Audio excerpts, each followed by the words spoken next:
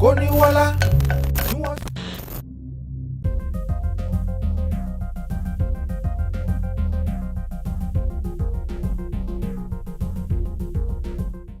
Well, I share the same position with those Nigerians that express disappointment about the president's speech to the nation. It's more of, I mean, it's quite insulting from my own point of view. How can the president of the federal be talking down on his people? How can you say, my citizens? We are not his citizens, with due respect to the office of the President of the Federal Republic of Nigeria. We are fellow countrymen. We are not his citizens, and it's rude. With due respect to his office.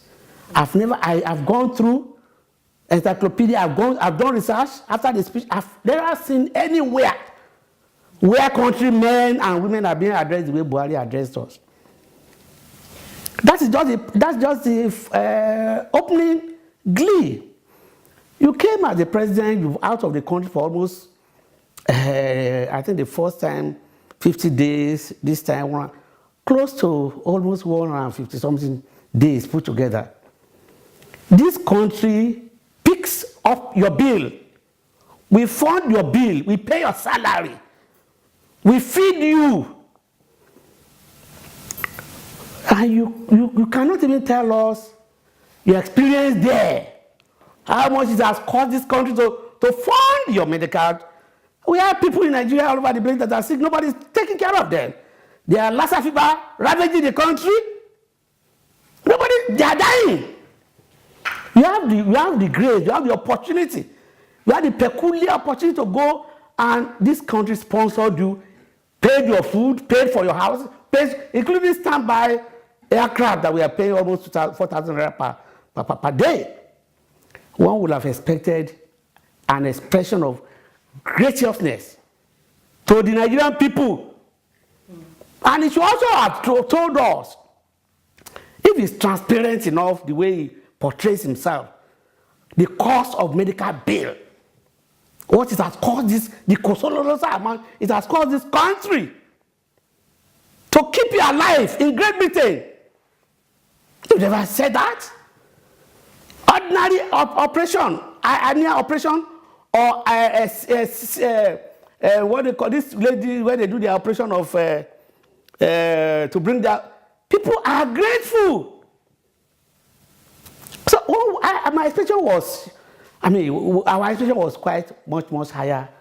Of course, talking down on the citizen and threatening, banning social media forum and all those things, including, I'm not impressed. And I support the consensus that address, to me, is an insult on the Nigerian people. And we deserve an apology. Because after all, this country has been good to you. You have been paying your pension, before you became this, president in this dispensation. We have been feeding on this country. When you were even in the army for years. It's how to pay back to Nigerian people. Well, instead of uniting people with your speech, much expected speech, you have created more division. Especially is that when you come back home, you are opening the line for the first time to talk to your people. If you come down to our level, you shouldn't be talking down on Nigerian people. Well, could that be because the president was trying to, curtail several perceived excesses from some quarters while he was away, and he felt that as the president you need to be firm and the people need to see that you're firm. Maybe that was just the reason why. I think the man, with due respect to his office of the president, I think he's still living in the past. 1984, when he was a military dictator, head of state. We is a democracy. You can't afford to be doing that. You must address your reality to the reality in the country today. You are in a democratic government. perceived what? You must come down to our level. We are not in a military dictator. This is not a military era. You must relate with your people. You cannot impose your ideas. You cannot say the unity of this. Is there any unity in Nigeria? That the unity of this country is not negotiable? You cannot impose it. We want to talk to ourselves.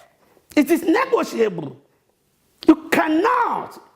Your military might or wish at all Nigerian people, we are interested in talking to ourselves. You can't prevent it. It's not possible.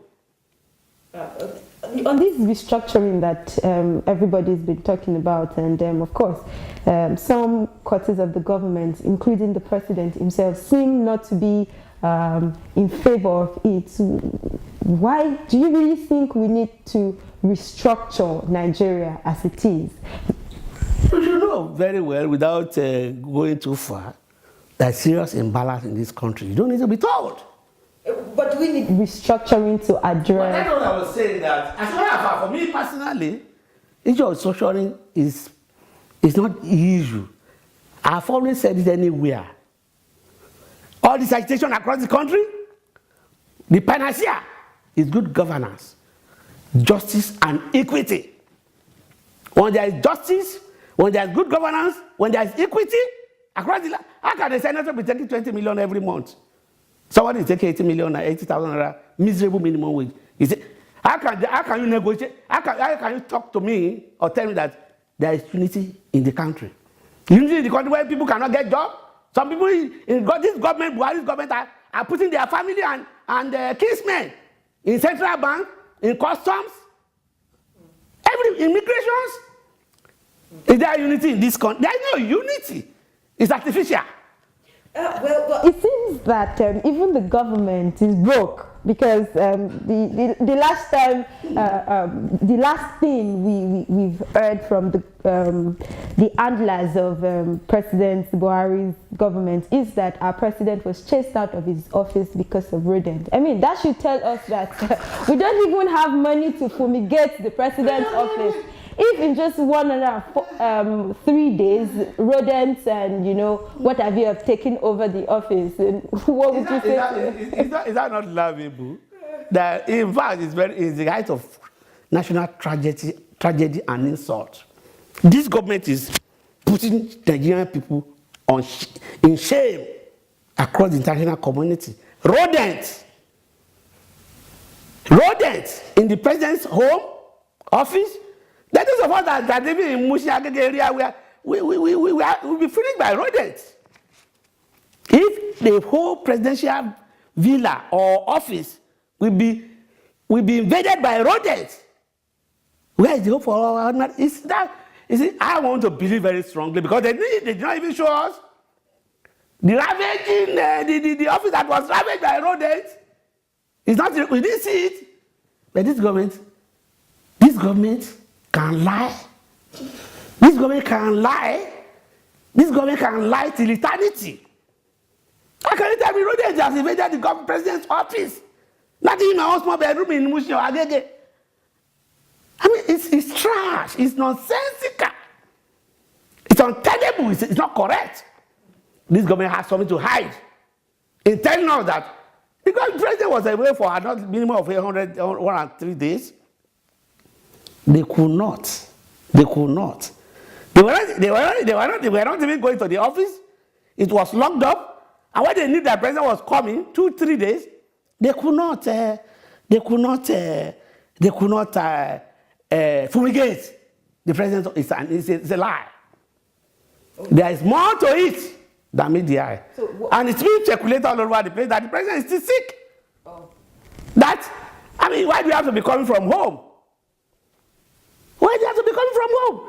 When he was to meet, the fake meeting this morning, is it this morning or yesterday, was also postponed. Yeah, but it was said that was postponed so that he could attend to some of the issues. Even me at my level, how can I postpone meetings? Which issue? They said he's going to receive the report of who? At my level, small level, I can combine 20 meetings in a day. What are you talking about? He's a president, and he's being paid for this job. Nobody forced him to take the job. indication is clear that this president is still not okay. And there's no point wasting our time. The country is wasting.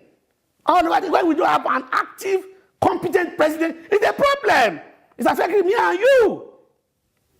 If the man just couldn't do it, he should just resign peacefully, or it should be impeached. The Mumu don't do rally or Charlie Boy rally and the night vigil in UK, it's going to be a child's play. When Nigerians are pushed to the wall, you can't continue to deceive Nigerian people. You came after a high expectation, orchestrated, welcome, church services. Now you are in a comatose somewhere you can't go to the office. It's trash. You should tell that one to the Marines. We're not fools. We're not babies. We're not cookies. It's human for anybody to be sick. And so if the president is sick and then he needs to recuperate, is there anything wrong with that? It should be sincere. Do you even know what is wrong with your president? Tell me. Well, he's sick. We know. What is the nature of ailments? These are some of the problems with this government. This government is not transparent. We are picking up your bill, medical bill. You can't tell us courageously. I was having cancer of the... Then Gani was sick. That articulate, revolutionary, indefatigable human rights, he told the whole world. Why is the president even hiding? We are picking the bills. Why is he hiding it from us? It's only when we know what is wrong with our president that our sympathy is going to be much more enhanced. As it is, we don't know what is wrong with the man. It's as if we are just wasting money, dropping money into waste basket. I will implore the handlers of the president to persuade him to tell us what is wrong with our president. Personally, my sympathy is going to be heightened. When we don't know somebody is going back here, is coming back, is better, what is wrong with him? Nobody knows. It's not fair. It's not being fair to Nigerians. And I'm saying this, that the president needs to disclose to the Nigerian people, if he's seriously the president of the republic, let us know his ailments. And should also let us know the cause of what it has caused this country to keep him in UK for more than 150 days. It's our money. And he pledged transparency, accountability, and rule of law when he was being elected. So it's an act of corruption for you to keep Nigerians away from your ailments. It's not good enough. What do you want our youth? What do you want school children? What do you want they imbibe from the president? Transparency and honesty. A president that cannot disclose his ailments, that's something bad to be hated by our children. The president must be transparent in whatever is wrong with him and the way he runs the country.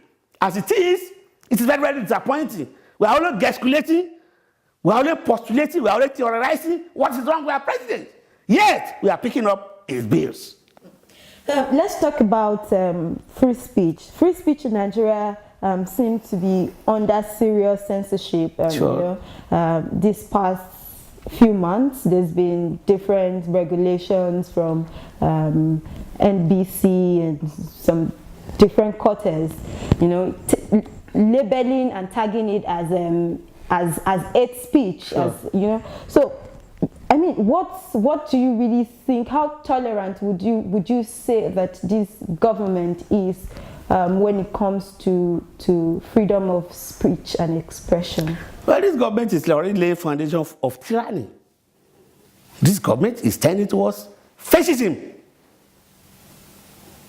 and we are going to survive whichever government that is tending towards tyranny or fascism in this country. It's a matter of time. And it is clear that this government is jittery. It's a bad instance, but that's the indication. The way they are behaving, they are unsettled with their performances. They are unsettled with what the purported performances in the office, and they are looking for all avenues, you know, to cow down on free speech from citizens. This is a government that rode on the back of social media to power. Why should they be intimidated? Why should they? This government has a lot of things to hide, and that's why they are jittery. So for us, we already seen the indices that some of us maybe could be arrested. You journalists, you should be preparing. You should be prepared. We went through Abacha era, through Abacha, even Buhari era, and all of them. So yes, we are prepared. We are going to outlive any tyrannical government in this country. So you cannot ban, you cannot ostracize free speech. And if I may add, this government and its leadership are the architects of hate speeches. If there is going to be objective clamp down on hate speeches, Buhari himself is guilty. El-Rufai is guilty. I can mention names. The president said that the baboons, the dogs and the baboons will be soaked in their blood. That's hate speech. The president said 95% of people didn't vote for him, that they won't enjoy him. Is that not hate speech? You want me to be mentioning so instances. So I don't know how they are going to eradicate it. So they've showed the sick of hate speech, and they are reaping it. The chairman said that I think it was the river election. If they hit you on the head, you hit them back. I mean, how can you look at there is double standard in the country. So it is a very bad indices, and this government should address itself to the reality, provide simple welfare services for the citizenry, provide good governance, provide justice and equity, and the agitation. What is responsible for the agitation is because of bad governance. I was expecting, with due respect and in fairness to Buhari government, that is coming in, things will just normalize. But everybody is disappointed. They don't have focus, they don't have goal, they don't have program, they don't have anything. Propaganda till infinity. All the promises have been abandoned. Look at the university education. It's in shambles. Some of us that went through our education in the country, we are from poor homes. But we are educated because of the liberal nature of educational system then. I want to offer free education, student bursary all over the places, student scholarship.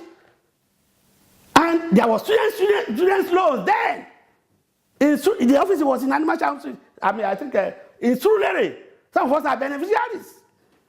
That poor people, there is hope for poor people, children from poor homes to be educated. That's how some of us were educated. That doesn't mean look into all those things. Cost of living, cost of education in the country is no more affordable by poor parents. There's no job anywhere. We're surrounded by water, there's no water to drink. Incidents of cholera, incidents of typhoid fever is prevalent all over the places. There's no guarantee of job. You'll be lucky, me and you'll be lucky if you get to our home safely today. Kidnapping all over the places. The Bados, the Boko Haram, these are all the people promised by the government and they are not doing it. Instead, they want to start intimidating and harass. They should just face their job. They should face their job and stop diversionary tactics. Because whether they like it or not, if they want to continue to hunt down on Nigerian people that are saying the truth, we will outlive all of them. Let's talk about the last Lagos State Council election. NCP was not on the ballot paper. Sure. And now the tribunal is ongoing. How would you assess? We are in the tribunal already. And you don't want people to go stealing. You don't want people to be corrupt. You say the Lasek went out of his way to impose conditionalities that are not feasible. Even at the national election, I contested for governor of Lagos State not more than once or twice. I never paid a dime. How about they never pay a dime to INEC? Dito Bola Tinubu, Dito Fashola. Contesting for governor, I did it at least not too less than 2. I mean, I was rigged out. Not that I didn't merit it. I mean, the way Ganifa Emi was rigged out. Not that Ganifa Emi, well, if you want to start promoting people, Ganifa Emi be promoted at the president of this country. So it's not a stigma for me that I was rigged out of election. It is the tradition of this ruling party that they want people like us to be in the position of leadership because it's going to be a revolution. So they said we should go and pay. I mean, they attach conditionalities that are unconstitutional to our contesting. We did our primary. They invited Lasek. They were all there. It's on video. We told them, rather than pay, contrary to the constitution of this country, contrary to the position of the Electoral Act, we go to court. So, people that don't have, even the other political parties that Ganifa Emi brought them to limelight by its court by its litigation to Supreme Court, they did not show any solidarity. Because it's going to be a betrayal of Ganifa Emi's ideas, philosophy, and struggle. Liberalizing political space in Nigeria to bring in more political parties that we have to act for what? And the other political parties are wiser now. They went in there they went to go and borrow money. They didn't have it. Maybe dash them 1 or 2 words for councillors. We remain principled. We acted on principle. As of right, that if you are from a pro-home, it doesn't mean you cannot contest. That's our selling point in National Consensus Party. That's our pedigree. Your personality, your background, your pedigree, that you are from a poor home, you can never be disqualified in NCP. And that is how some of them got to power. Yeah, they removed the ladder. Yeah, we are there. We won't allow anybody to come in again. So, we went to court. Unfortunately, there's a conspiracy between Lagos State Judiciary and the Lasek and Lagos State government. They never had a case. So, we are in tribunal now, challenging exclusion. We are there already. We want to make a point.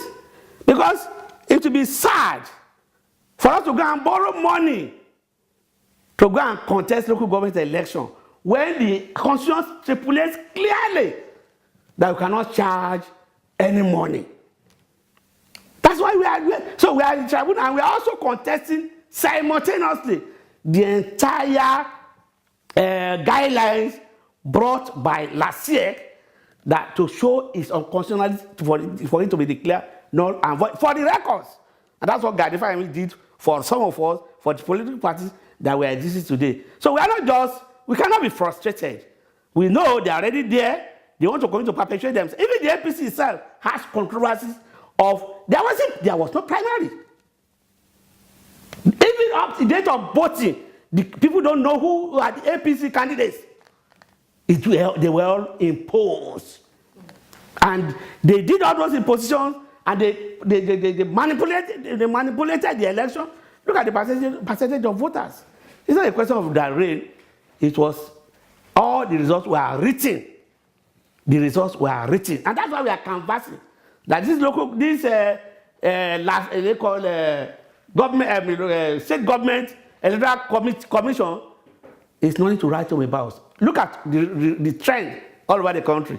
Wherever the city government is, they will have 100% victory over the poll. However miserable the number of voters are, it's always, they write the results. They don't care. They don't care about the merit. And so they want to continue to perpetuate themselves in office. Thank you so much, Mr. Ayodele Akele, for this very energetic interview.